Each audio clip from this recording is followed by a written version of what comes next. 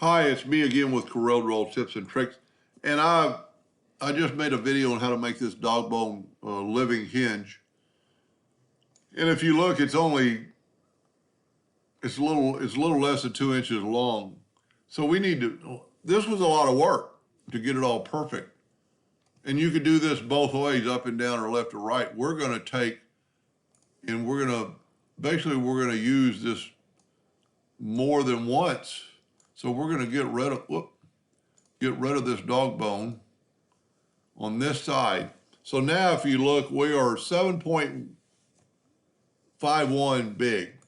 So I'm going to change my nut factor to 1.751.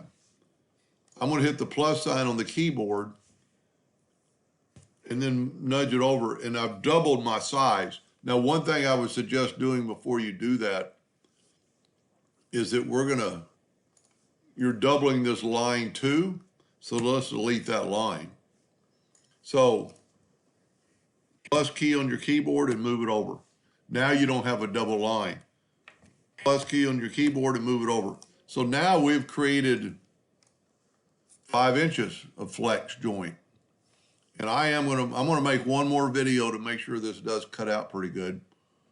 So stay tuned for the second video, and you can do the same thing, going up and down, with the exception we need to probably get rid of that. And I've got a couple of duplicates because I've been playing with it. So we can do the exact same thing here by grouping it, and it's 1.549, 1.549. Select it all, hit the plus key on the keyboard and move it down. And really, because you're going to have a box in there, and this really wouldn't hurt, with the exception we need a little bit more. Some of these lines need to be touching to cut all the way through. And that's very easily done by taking your nudge factor 0.01 and grabbing that bottom section.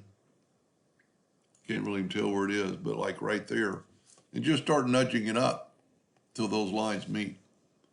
Now, in reality, I'm a little bit off somehow, but I must have moved something.